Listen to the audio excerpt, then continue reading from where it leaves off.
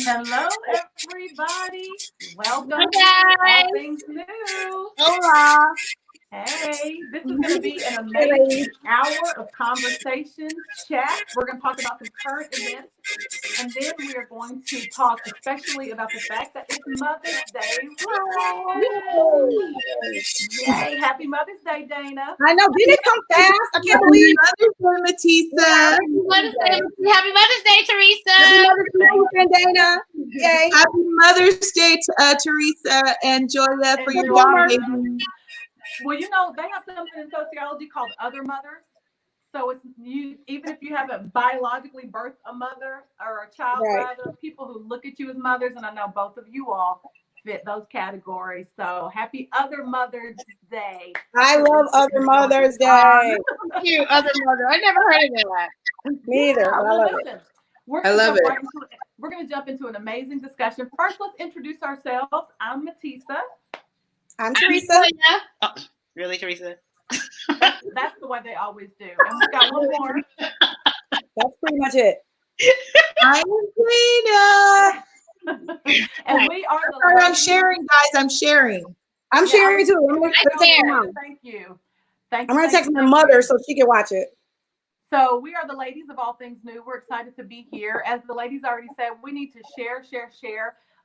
We're thankful. This is only, I think, our third Friday, and our numbers have been going up. We are your midday kind of reprieve. So take a break, get you some coffee, sit down, pull up a chair, and join the chat today. Today's going to be very, very exciting. So do a couple of things, share. And then also, if you ever have comments, we're going to be asking questions. But if you've got comments about what we're talking about, put them down below. We're going to put you on the big screen, and we want to recognize your question or your comment. All right? So let's jump right into it, girls. Are y'all ready? Yes. Let's do a station identification before we start with our station identification for YLC TV platform. Oh, yes. Listen, y'all are doing good because y'all are pushing me. I was just about to go there. I know you're ready to go. That we're all in sync. We're so grateful for YLC TV. We need you to do this. Go to YouTube, go to YLC TV and subscribe. But we especially want to thank our founder and visionary, Mark Moore. Yay. Thank you, Mark. Every single day there is something. If it's Quarantine's Got Talent, singles chat, just prayer, so many different things. Spirit and Truth Ministries every single day. It's a lead. Yeah. At Wild It's TV, was good as morning. Thankful for Mark. He's the visionary, the genius behind it all. So we're grateful for this program. So thank you, Mark. And you know he loves recognition. So thank you. Totally teasing. He's gonna be so mad. I know. Hey, there's George the Machine. Hi, George. Family. All right, so here we go, ladies. Let's jump into it. I'm excited and I'm a little bit nervous. So am I. Oh, goodness. So we want to start with the current topic. We know that all eyes have been on Brunswick, Georgia for the past week. February, there was a young Black man who was jogging. All that we know, he was jogging down the street. He is chased by a father and son, white father and son in a pickup truck. They get out. They say they think he is someone who has broken into homes recently. I think the father has a shotgun. The son also has a gun. Long story short, they shoot him dead. Now, this happens in February. It just came out really this week with a video. So I just want to open it up. Tell me y'all's thoughts. What are you thinking? What are you hearing? I couldn't even watch the video. Like, we have a group chat and, somebody sent it to us. I couldn't even watch it just because I didn't want that in my spirit. I didn't want to see it visually. You know, we watch movies all the time and I think we desensitize ourselves to violence or whatever. But like, this is not a movie. This is happening today. And it was too, the whole thought of it was just so overwhelmingly upsetting that I could not watch the video. And all I could do was cry, and I prayed for the young man. I prayed for his family. Wow. I pray for our country. I pray for the sick people who in some way justified it in their minds that you can just walk up to someone randomly and take their life. Like, My heart breaks for our country. Absolutely. To justify it is what makes me upset. Like to feel as if you have the privilege or the right, then you're entitled to be able to take someone's life because you thought they might be the person that was breaking in the home. And like, I don't have anything that is politically correct. My response is not something that's an intellectual response. It's not a positive response. Yeah. And so I try to stay in the lane for me. I want to stay in this angry lane only because I don't respond really when I'm angry. Because if I go into that fearful and really thinking about the truth that this could be my nephew, I'm not crying. This could be my dad. My dad don't jog, thank you, Jesus. This could be my dad. This could be my brother. This could be my friend. At this point, this could be me. You know what I mean? And so, like, for that, if I get in that lane, it's gonna be a whole situation. And so, like, I try to tread on these type of situations lightly because I don't want to become that. You know, we ain't putting the rock landed on us. I'm almost there. It's a switch. It's a switch. It's like a TikTok switch. Like this quick. I'm just like, Lord, you're gonna have to help me. And because I start looking down on my threads and people that I went to Bible college with and people that I've worked with that, you know, that is of the other persuasion that is not looking, they don't look like me, and they're silent, and it's making me God. You know what? And I want to hear from you, Dana, as well. But what you said, Joya, I think is so important. And again, in the comments, share this and give us your thoughts. What are you thinking right now? How do you feel? The reason I think what you said is so important, Joya, is because people think because you're Christian that you don't have human emotions. Right? They think as soon as you receive Christ, your anger button is gone. Right. But the reality is we experience all of that, right? The Bible says get angry and sin not. We'll be angry. Yeah. Absolutely. Hey, Omar. Oh, Omar. Yeah, it could be. It could be my brother Omar. Dana, let's hear from you. What were you going to say? What are your thoughts? Well, I just think about how his Mother's Day is going to be different this year. Oh. Like, you know, that's all I can think about. And then too, you know, it's a fine line for me because I have white family members, you know, I have white kids, you know, but it's really hard to not, you know, walk that racial divide, but it makes you so, it's like, you know, you're torn because you want to still love, you want to still be compassionate, but the thing is, you know, you can't take the law into your own hands. Even if you thought someone was, you know, there's a reason that we have a legal system, there's a reason that we have a system, and there's a reason they tell you that you cannot take the law into your own hands and let a black person try to defend themselves, and it's not the same. I cannot believe that it took so long for them to make an arrest. Right. I cannot believe that. I just cannot believe. And you know, I always say, you know, because I moved here from California. I always say that Georgia is not America. I always say, you know, in America back where I live, but even America back where I came from, I remember my husband being on the phone with me one day and he was going to work and he happened to be driving my car. And at the time, it was a Monte Carlo. It had limo tint on the windows, and it had Pretty Lady on the license plate, because that's what he used to call me. But I remember I was on the phone with him, and he had gotten pulled over. And I remember listening to the officer talk so horribly to him. Now, that's probably one of the same officers who used to come into my office for coffee, but didn't know who he was talking to. And so, you know, that kind of made it a little bit more real for me. And it made me a little bit more cautious of the racism that I wasn't really aware of. Because, you know, in Southern California, you're kind of a mixing pot. You have everybody. You got Asians, you got Indians, you got Black people, you got white people, you got Hispanic people. You have the whole range of people. It still exists, and it's still unfortunately something that we as people of color, we as African Americans have to battle more than anybody else. Absolutely. And I think one thing that you said, Dana, that's important, and we're not making this specifically about race, but I think we do everybody a disservice if we take race out of the equation. Yeah, the reality that's the main thread. Yeah. Right. It was a hate The crime. reality is, if it was a Right. white man jogging down that street, the thought Never would would happen. come to the mind. Yeah. And I, But let me you know, tell let me interject this. I'm so sorry. I didn't mean to interrupt you, Matisa. I was driving out of my neighborhood, and you know where I live, down the street, and it was a kid. He might have been 11 years old, jogging down the street that lives around here. And I was like, how does somebody think? And I'm driving past him, and I think like somebody just looked at him and said, you know what, I'm gonna kill him. I'm sure he's not supposed to be out here. And I'm thinking, where's his parents? Why is he jogging down this main street?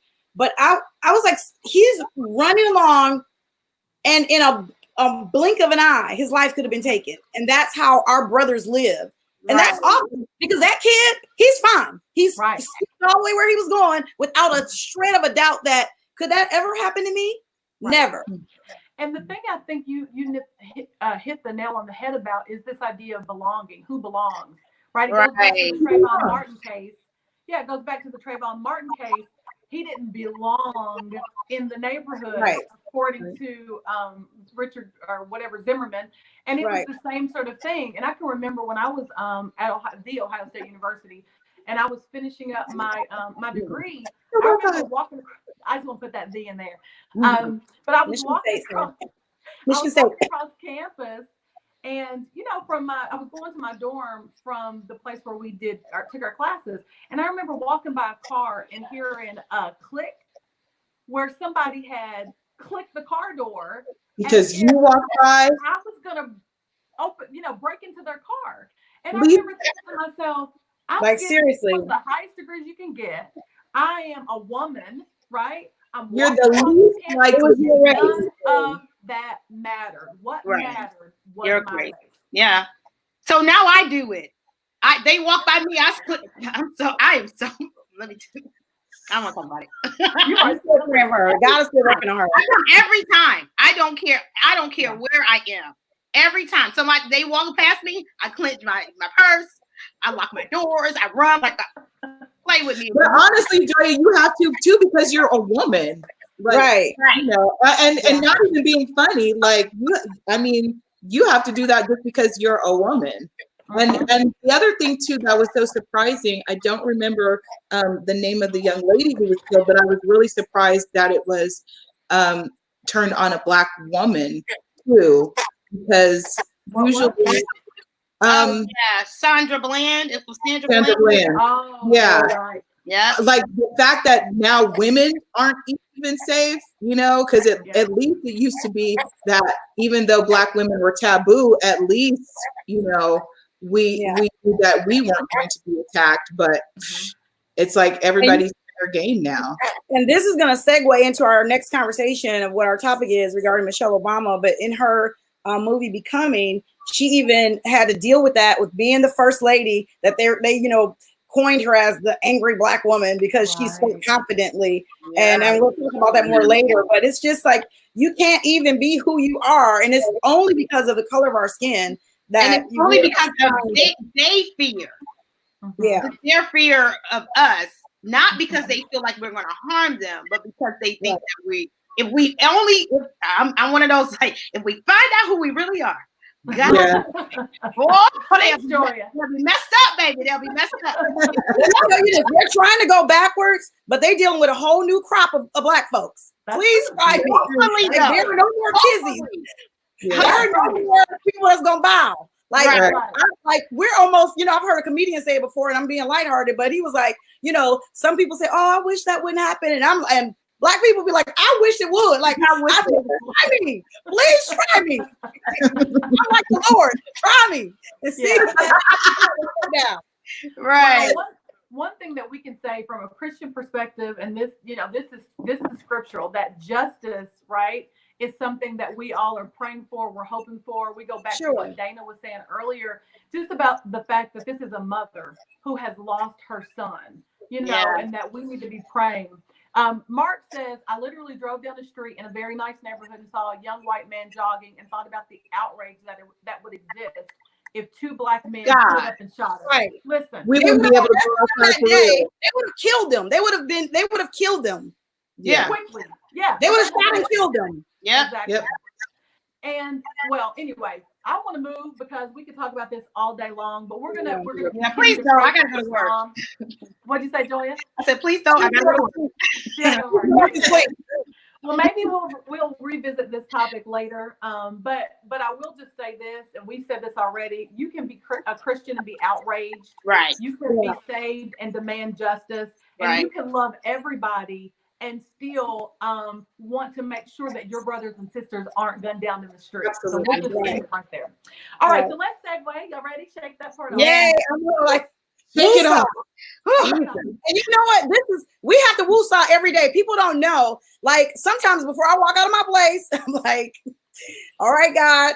Like, because just dealing with that and then functioning in society every day, especially, it's you got to woosah to transition between. You do. So that, and I think that's a great point, and we'll segue, because just because you are angry doesn't mean you want to take out anger on everybody. Right. Not on everybody. The correct response. Right. Just on some people. No, I'm just playing. All right, so we're going to segue. We know that this week, a couple of days ago, a documentary dropped of all of our forever First Lady, Michelle Obama. She my birthday twin. I just want to say she my birthday twin. She was born on January 17th. Birthday twin. And we tagged her in this segment. So if she's watching, we love you, First Lady Michelle. You'll always be our First Lady. And she documents her life and really her book in this documentary. We watched it, we wanted to review it, and especially talk about it in light of Mother's Day. And it's amazing. If you've not seen it, there are going to be some spoiler alerts. If you've not read the book, you need to go watch it, read it. But just know we're going to be talking about it. So the very first question I want to ask, and we're all going to sort of bring some stuff out, but I'm just going to start the conversation. She talks about the fact that when she was young, she grew up on the south side of Chicago, and that already created an image or a narrative of what people thought about her. And one of the students she was talking to in the documentary asked her, she was like, how is it that you didn't go to school being invisible, right? It's difficult being a Black woman. It's difficult in the way sometimes either people see us or not being seen. And one thing that she said that struck me, she said, I didn't allow what was going on the outside to make me visible. I became visible at my dining room table. Right. So what do you all think about that idea? I think it's powerful because it's where we get our validation. And there are so many young people who, is there feedback? Yeah, there's feedback. What is that? I don't know where it's coming from. Does somebody have on another device? I'm not sure. I'm not sure either. But hold on. Okay. Well, we keep going. Keep it moving. It went down. Sounds like. Okay. Well, it just I love the fact that she was saying in her family, she had her validation at the family table. So she didn't go to school. And a lot of people, I see individuals sometimes acting out. And I'm like, oh, wow, they're looking for their father. That person they're doing things because they're looking for validation. And I really believe that it starts at home. We're all a product of our environment. So, I sit on a board at a school for K-8, and you can see the kids who don't have that strong foundation because they're searching for it irrationally, looking for validation. If your mom and your dad solidifies you before you walk out the door, you don't look for anybody else to say, hey, you matter, you're valuable. And I love that. I thought it was powerful. So how did your mom help you establish your identity then? And that's what I want to recognize Adelia, because I think this is a powerful statement. She says home is where you establish identity. So was your identity established at home? And very much so. And mostly I think from the sanctified perspective of my mom, like it wasn't even so much as she's not watching yet because she would have texted me by now. But normally, it was Theresa, you're amazing. She was like, you saved? Don't you bring a reproach against this family? Now we have standards. We have this. We don't do this. We don't smoke. We don't use profane language. We are intelligent. If you cuss, that's because you don't have any other words you can use. Like you're smarter than that. Like I received that, but it was more of a reprimand. But it took mommy. I got it. And so what I remember about our kitchen table and our family, we all ate dinner together. We were one of those Brady Bunch families. We there was a little bread box in the middle of our table. It was like a little plastic loaf of bread, and it had all the scriptures in it. And so we said our blessing of our food with the word, and always with a scripture. And so we would read that scripture, and then it became the conversation for the dinner table. But it was how we had our Christian values, and I didn't understand the magnitude of it until I went to my first year as a freshman at Michigan State. And there were only 2 Black people in my dorm, me and a girl who lived on the 3rd floor. But I was around people who didn't have the scripture at their table, because I could tell the way they were. I was like, well, who raised you? But I could tell that I thanked my mom later about her being so hard on me and my upbringing, and making me know that I'm valuable. And so I received it at our kitchen table from my mom, from the perspective of holiness, and that we're different, we're set apart, and we're sanctified, and we don't act like the world. But it worked, That's good. Yeah. Let me ask our audience before, and then Joya, you can jump in. What did you learn at your kitchen table? Like what did you learn in the absence of a kitchen table? Because the reality is everybody didn't have that opportunity. Right. Yeah. Joya, you were going to I was going to say that we didn't have a kitchen table every week. We had a living room, prayer room every Saturday though. So it's like prayers all the time. I appreciate every grain of heaven. Not like I'm starved. I'm like, no, just kidding. Right. That was what it's just the same thing. She instilled, like, my parents, and of course we're reflecting on our mother, she instilled that prayer. And so I think about growing up, my house was a safe haven for all my friends. So everybody wanted to come to my house while I was trying to run to their home. And I didn't realize I was learning how not to be invisible at home, because I wanted to be with everybody else. When I tell you, all my friends wanted to come and spend the night, and after school they wanted to come to my house. My house was a safe haven. And so the only thing what I was thinking is, like how Theresa said, she didn't realize it until she was older. Like I just want to find a way that kids can recognize it before becoming that, adult, before, that importance and like what you have at your home as a child. It's amazing. Like I didn't, again, like how Theresa said, once I did, she did allow me to go to other people's homes. I'm like, oh my Jesus, y'all do I get to do that. Say no. No, already. If I say no, my mama say no. Be lying, like Lord, please forgive me for lying. 1996 when I told that girl, I won't say no. That was before baptism.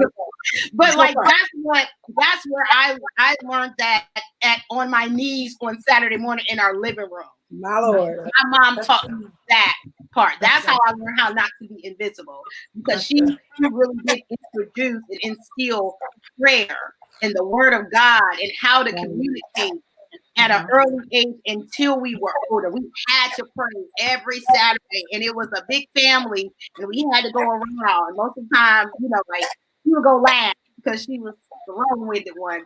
But that's what she taught us. And if my friends came over, they had to pray too.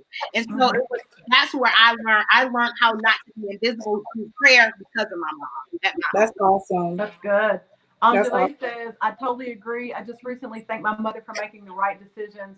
Both my parents were awesome and raised all of us in a loving home. Even if like Joya said, you don't appreciate it until you get older. Right. When you look back, that's when you're like, oh, that's why they did that. That's why they did that. Because normally you think, oh, she's so hard on me. Like, my friends want to let them do whatever they want. Right. Exactly.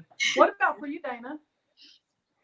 I think I kind of learned the same way Theresa did, although my mom didn't get saved until she was an adult. So it was more like my teenage years is when, and I think that's probably the most pivotal time too, when for teenage people to know your identity. But it was the opposite. It was that reproach way. Don't you leave my house like that? Don't you dress like? Don't you say that? Don't you do that? Don't you? And I think it shaped the way I then raised my children, because I was more positive and affirming and lift them up with kisses and singing. And But my mama was like, don't you, you better not, don't you, which let me know that she saw me. Right. Yeah. She's like, I know my town. I know how it works. Yeah. Right. And then I would say for me, what's a little bit different. My mother was the same in that, she taught us prayer and all of that. But my mom was a single mom of 6. And Oh, wow. She worked full time and she was a pastor. Oh, wow. So a lot of my, the affirmation was in a spiritual sense. You got to, I got saved when I was 16, but she would talk about God, but my identity really was shaped by what I saw more than what I heard. My mother was my shero. I mean, to be able to raise all of us, go to school, went to school full time, became a nurse, worked full time, and pastor. Wow. She was a superwoman. I remember I wrote an essay about her to get into college because when I looked back, I thought, oh my goodness, who is this woman? But I think a lot of my independence, my persistence, my ambition, a lot of that came from just watching her take nothing. And God, once he saved her, her entire life changed. And, she went after every dream. She started instilling into us all that we could be. And so, it's amazing when I am able to reflect back on really what I saw molded who I became. Yeah. That's beautiful. And then becoming. Y'all get what I mean?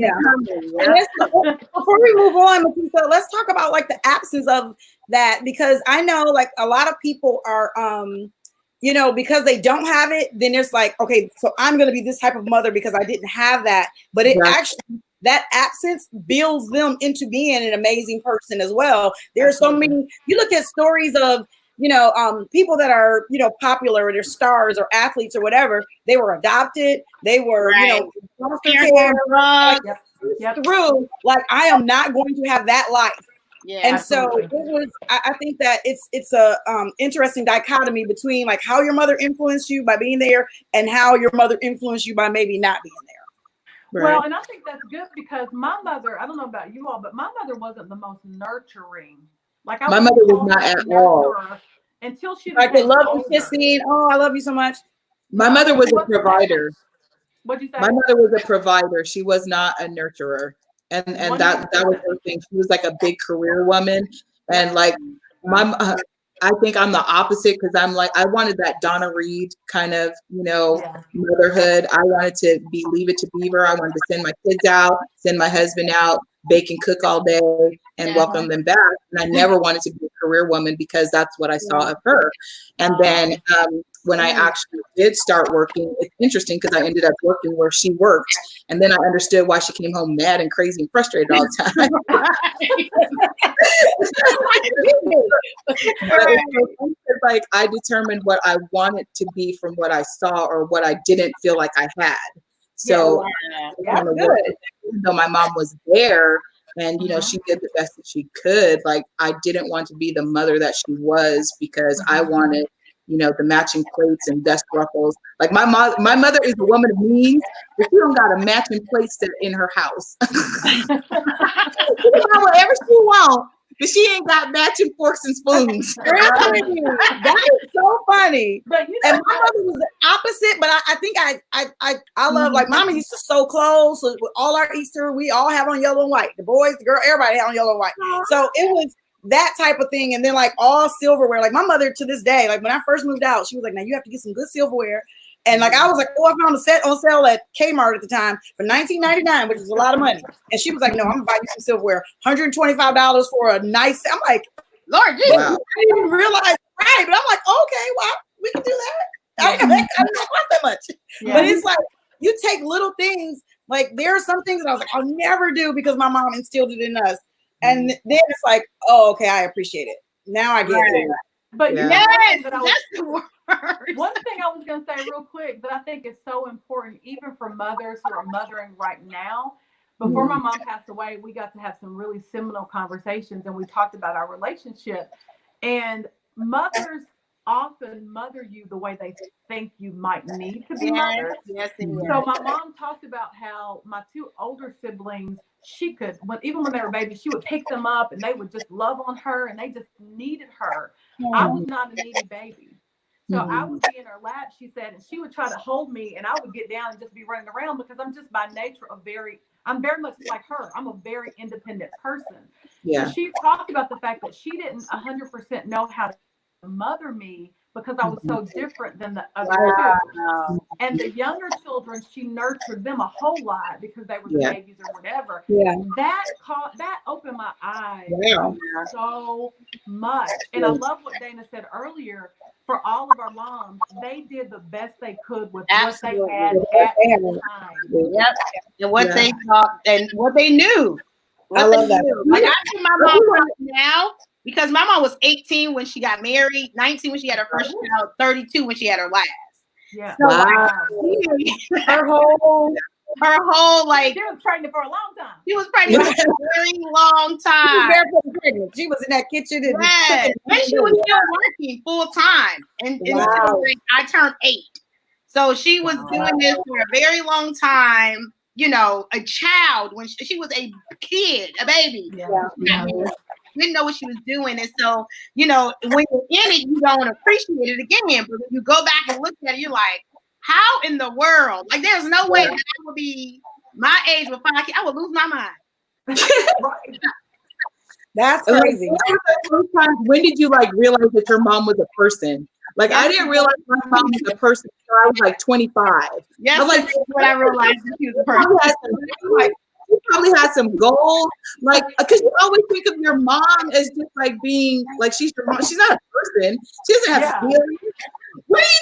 All you know is your mom has anger. You know, she wants you to clean the room, or you don't think of her as like being a passionate person, a person who had dreams and desires. Like, what did you want to do with your life? You know, and I remember kind of having that discussion with my mom, and that's when I kind of figured out that there were so many mantles that he kind of dropped. I think we just had this conversation recently too, because I didn't know my mother was, she was a minister.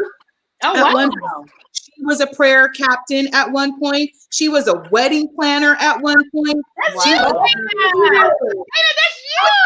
I didn't know my mother. I was like, I had no idea that she did all of these things. My mama, and I look in the mirror every day and I'm like, oh, when did Elaine get here? Yeah. Every day, more and more like your mom. Absolutely. I know. It's so weird. So one thing, this is kind of connected to what you're saying, what you guys have said earlier. One thing that I loved, and I can't remember the point of the conversation, but again, she was talking to a kid, and the kid was asking her some question, and Michelle Obama's response was so funny to me. She was like, well, listen, let's keep it real. I had a black mama. Like, my mama was a black mama. And I was like, yes, First Lady, you had a black mama. What does that term mean to you all, this idea of a black mama? Because I personally love it. Lord help. I don't know. Like, it means so many things to me. Like a black mama could cook for sure. But a black mama don't play. No, like, my mother is good for it. Like, I'm not one of your little friends. She used to always tell me that. Like, I see my girlfriends now who are parents and they have like they're cool with their kids. Like their kids call them by their first name. And I'm like, oh, we were of the yes ma'am, no ma'am. We could not, like, it wasn't like, hey mom, like what's up? Like, no, so for my mom, being a black mama was she didn't play, she disciplined, but she loved. And it's just like, I felt like maybe people that didn't have a black mama, they got away with more. Right. So a black mama catches everything. They got eyes in the back of their head. Having a black mama and a saved black mama. A saved black mama. Saved black mama don't play. Telling her everything. A saved mama is one thing, but a saved black mama, like a black mama get on you for her own principles. A saved black mama get on you for her and the Lord. The Lord Who told you? Who told you?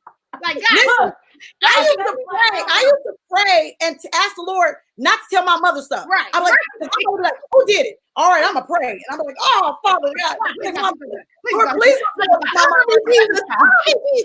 mother had a spirit of discernment, so she'll be like, you come back. And I would pray to counteract her prayers to the Lord. I would, okay, Lord, please don't tell her this time. Don't tell her this time. God, I promise I'll be right. Oh my goodness. Listen, my mama will whoop you with scripture. Right. My mom's favorite. It was like, it is so funny because I don't have kids, but I have a dog, and so I see myself doing this to my dog. Like, she tell her two of the things that really that I was afraid of when she said was, "I'm gonna get you for the old and for the new."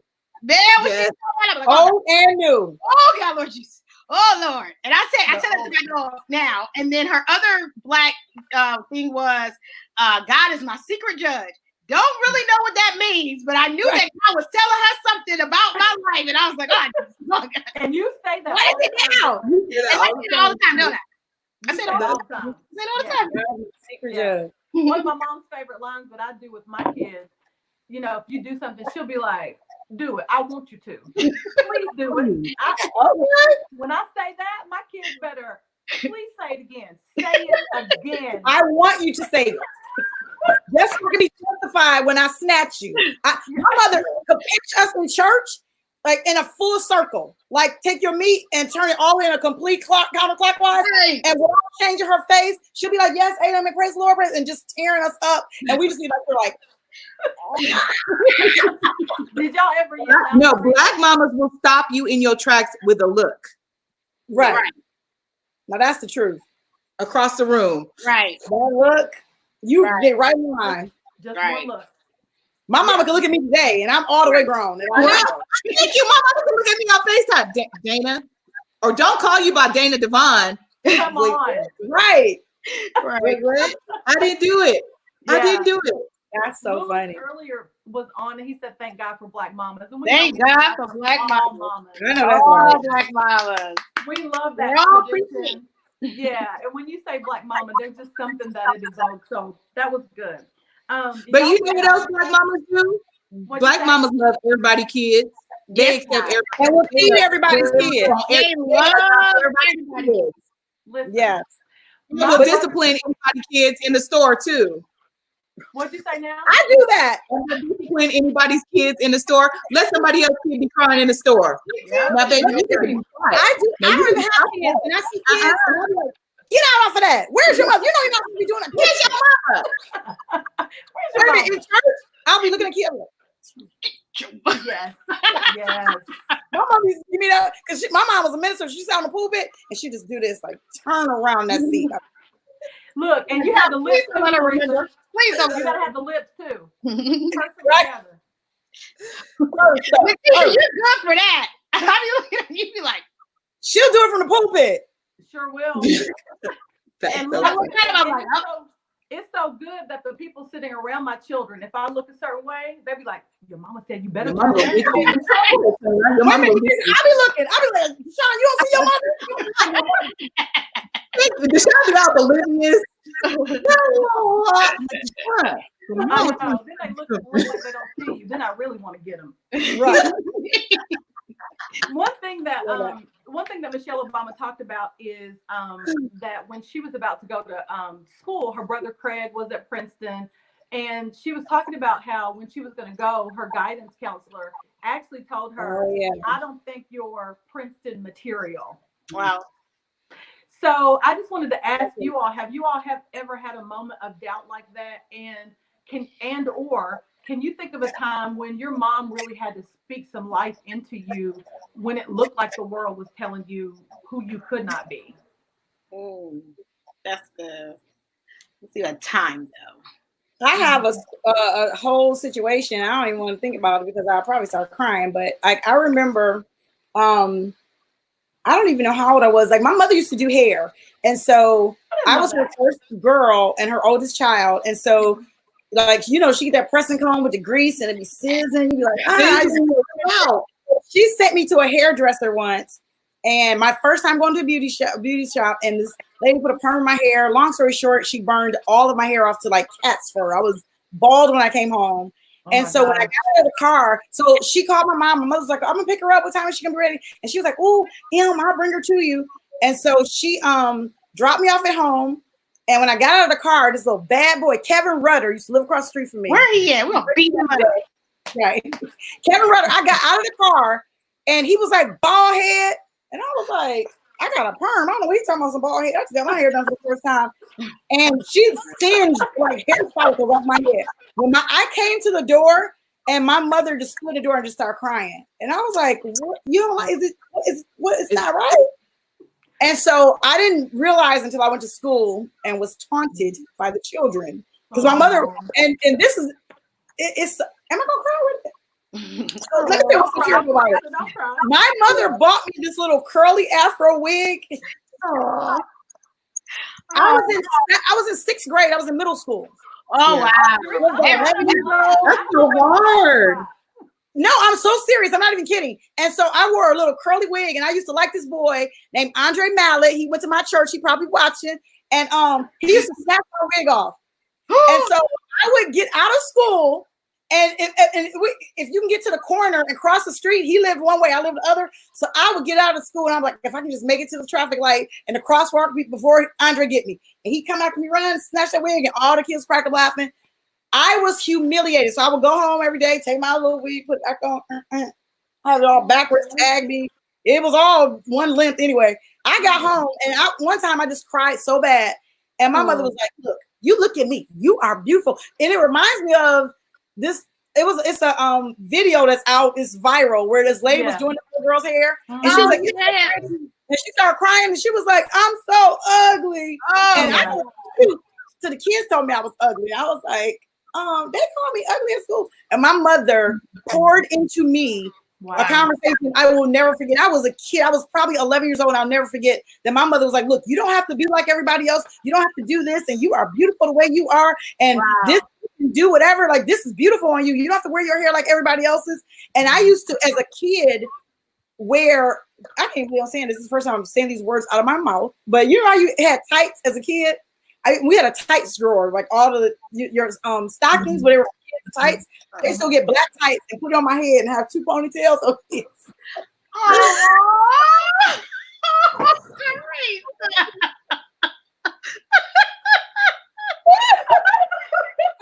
long hair. So I would put a brace on my head.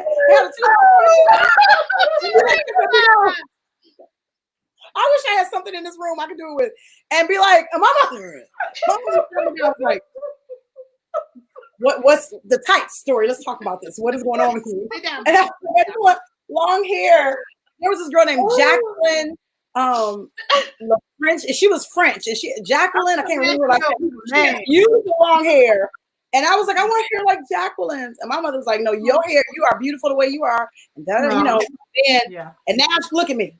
Look at you, girl. I'm wrong. Listen, hey y'all, we're gonna go after him like they was trying to go after Twinkie's husband when he took Maddie Murphy. Listen, go find him. Andre Mallet. M-A-L-L-E-T-T. Oh, that's so I used to horrible. like him. Like, he was like my friend. Wow. Well, go ahead, Joya. Oh no, I was just saying I'm happy that Theresa got over it, I guess. Or she's trying to get over. Girl, now listen, you know I wears a wig. Don't tell all your secrets, girl. Don't tell all your secrets. It's but okay. I love that. You said your mom poured directly into you to tell you Poured how into me. you are. Right. And there are a lot of kids who don't necessarily have that, right? They don't have somebody to counteract what somebody has done. One time I got beat up on the bus. No. I did, yes. I was little. Since we're bringing stories out, Theresa, I don't think I've ever told this story. Tell it. We're I was cleansing that. probably about 8 or 9 and just had a mouth on me, just a mouth. And this little girl wore my head out. And my brother was on the bus, and my brother did not do anything. Oh, that would have been a whooping for your brothers right there. When I hope they got lit up when they got home. Dana, my mama whooped him like she was a grown man and he was a grown man. Amen. I'm talking about man to man.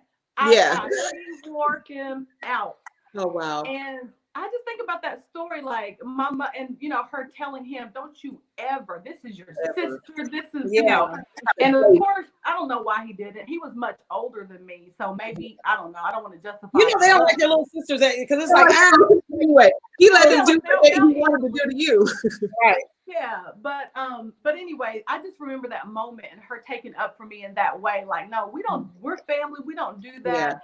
And I was like, oh, my mama loves me. And I never got into a fight after that. Aw. I got into a fight with my brother. Like at home, we were behind a closet door, duking it out. Me and Leonard. And my mother swung that door open, and she was like, "Saints, don't fight." I was like, "Not brothers and sisters." She was like, "Saints." Okay.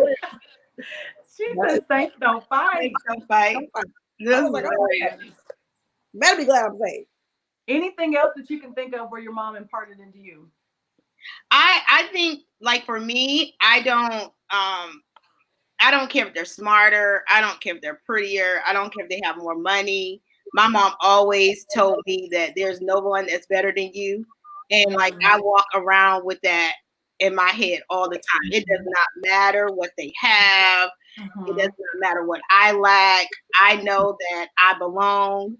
I know that, they're like, I know it because, and I can't think of like this is when it happened, but I always remember her saying that to me.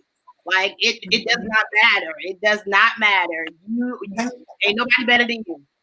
Don't you ever feel like come and bow down. There's no one better than you.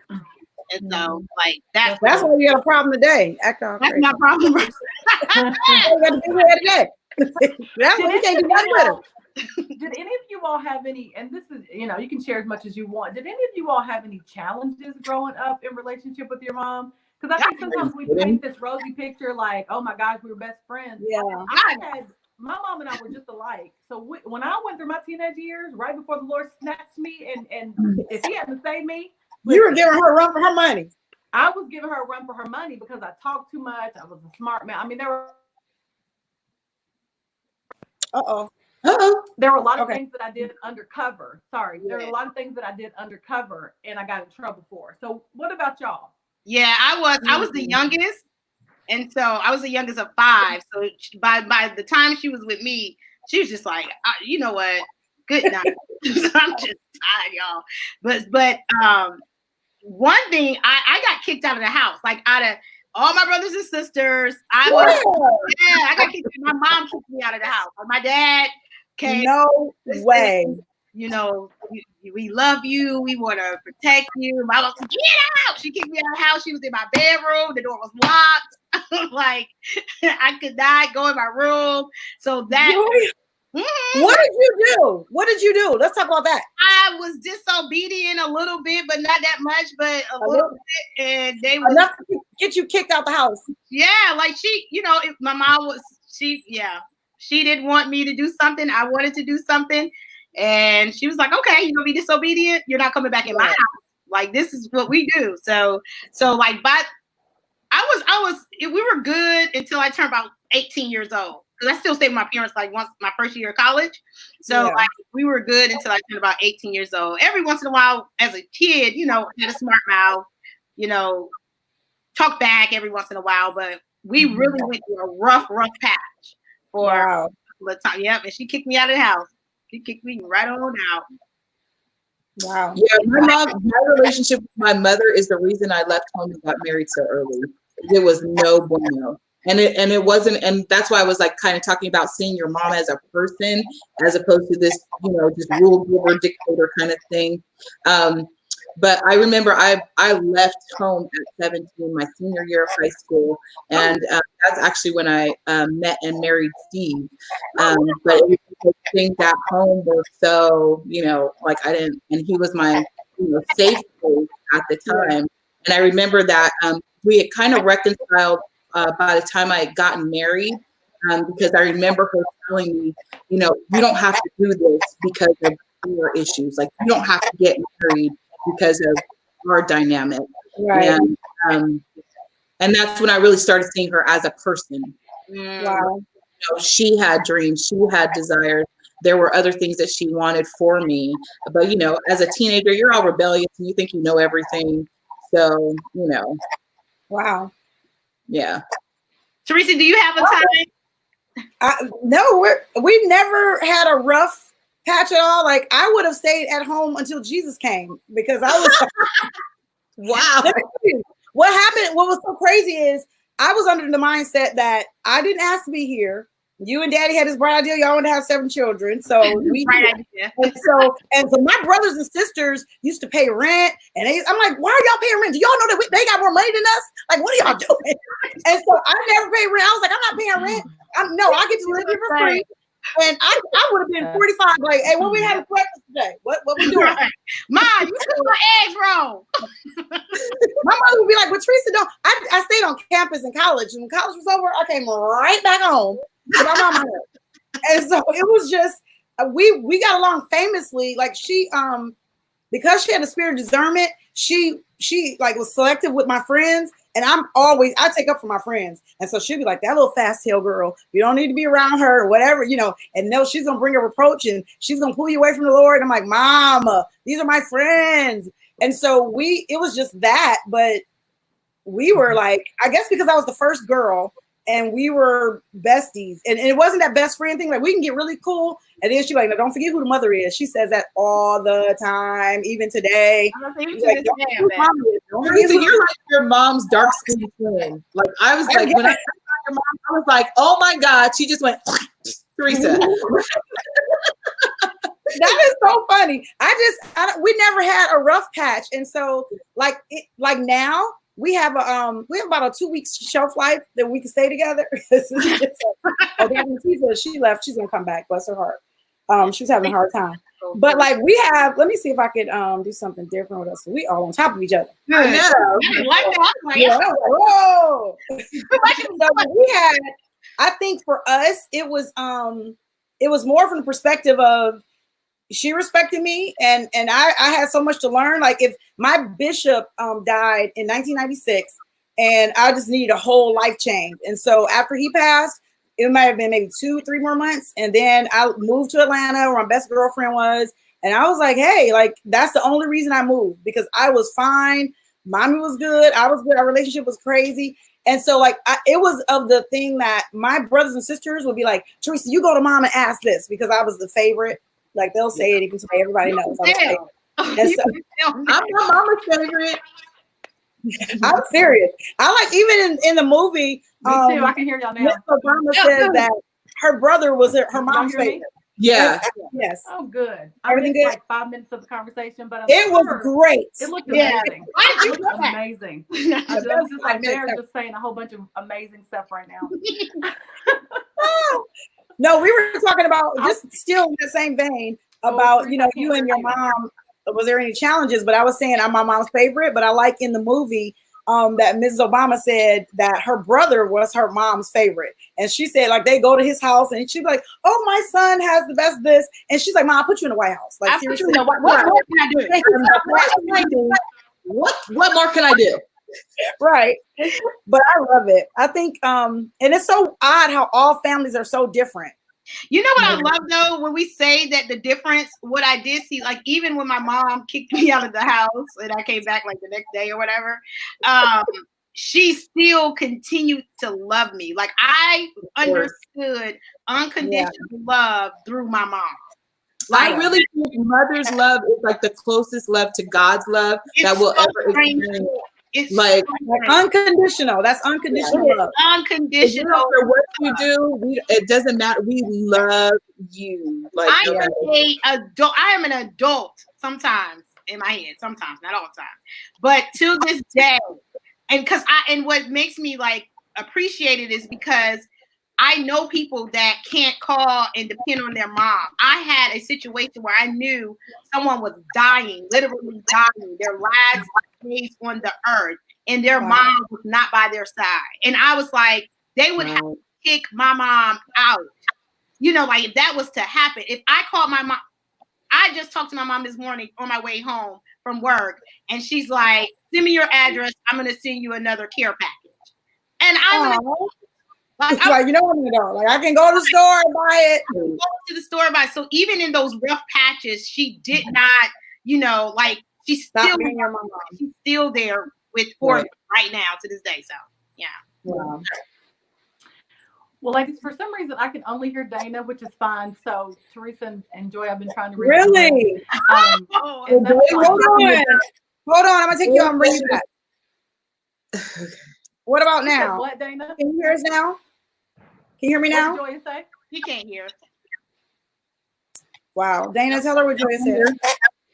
Joy says she don't like you. You're asking her for these prayers.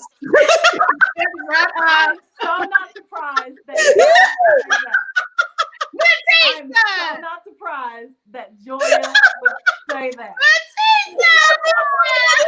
The love of her mother. See, I was gonna go Black Mama on you, but I ain't gonna do it, Joya. I'm gonna go leave it alone. Look, please don't come along. Leave it alone. Let me just share really quickly, and then we'll kind of wrap up. Dana, I'm going to ask you to end so you can hear, since you can hear everybody. But I was going to just share with you all. I asked that question because my mother and I were extremely close at the end of her life. Well, really for a good amount of our adult life. But when I was a teenager, it was just difficult because we bumped heads all the time. And of course, she would say, you know, you're going to be just like me and you're going to have a daughter just like you. And she was 100% correct. When I don't you hate that curse? Listen, when I tell you, Taya, it's so much like I'm sure I was when I was little. Sometimes I can't even get mad. I'm just laughing at her like, you little stubborn, you know, what, blah, You blah, a mouth on little Matisa. What'd you say? You little Matisa. Yeah. Right. But I do that to Gabby all the time. See, but I'm grateful. I'm really, really grateful for all she taught me. And sometimes, like you all were saying, when I look at myself or hear myself, I hear the things that she said coming out of my mouth. And it just makes me super, super appreciative of the woman that I'm becoming because of her. And I would just say, does anybody want to give any last statements? And then, Dana, if you want to just take it over to wrap it up, that would be fantastic. So then you start with your last statement since you can't hear anybody else. Okay. So I would just say, you know, I love that Michelle Obama, even though I'm not sure that I would do it, took her mom to the White House. I probably would. I love that Michelle could really reflect on her life, and her mom was a big part of it. And if you read the book, you know, everything wasn't peachy keen, but she realizes the impact that her mom made in every aspect of her life. And I think as I was reflecting back on it, and we're about to celebrate Mother's Day, that I can absolutely say the same thing, that every single thing that I've become or will become, the foundation of that is who my mom was and what she taught me to be. So I am super appreciative to her. And I just say, Mom, I love you in heaven. Oh, I love that. Jay? Yeah, I'm the same thing. Because it's because she loved me. It's because that's why I'm the woman that I am. My caring heart, the loyalty, the craziness, the fun. I look at myself, I listen to myself, and I'm like, if Audrey Laurie don't get out of my body, I'm going to lose my mind. But I am so grateful for her love, her support, her strength, everything. You know, I'm becoming that woman. It's so funny. And I told her 2 days ago, I was like, Mom, I remember she used to be so big on like natural remedies and different things, and she still is. And so that's why I love that. Like, I don't take medicine because my mom is so big on natural remedies. I was like, Mom, I'm taking that. You know, you were supposed to open up a drugstore or a natural store. You didn't do it, and I think that's what the Lord is trying to make me do. But it's because of her that I'm that positive person, and so I'm so grateful for her. I'm grateful for y'all, you guys' mom. You know, they did an amazing job raising you all. Because I love all my sisters and stuff like that, and to all the mothers out there. You know, happy Mother's Day. We love you too. I said we love and miss you too. Yeah. Did your mom do that? Miss TT, what are your parting words? Yes, I am becoming because of my mom. And so one thing that really touched me about the film, there was a question that I love that Ms. Obama talks to young girls all the time. And I think that all of us, and I know we have mentees and people that are impressionable because of what we do. And sometimes not being a direct mentor to them, but they watch you. And I love that one young lady asked her, so now how do you get back to being normal after leaving the White House? And she was like, there is no going back. You always, this is just this 8 years of my life impacted me to where I'll now go to the next phase of who I'm going to become. And so for me, I'm continuously sowing the fiber of who I'm becoming by every example, everything that I go through, every experience is allowing me to become the person that I'm becoming. Yeah.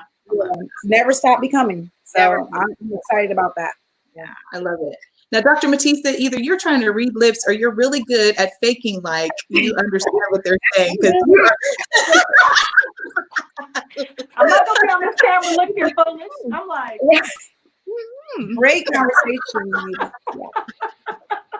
I love my mom. Happy Mother's Day, mommy.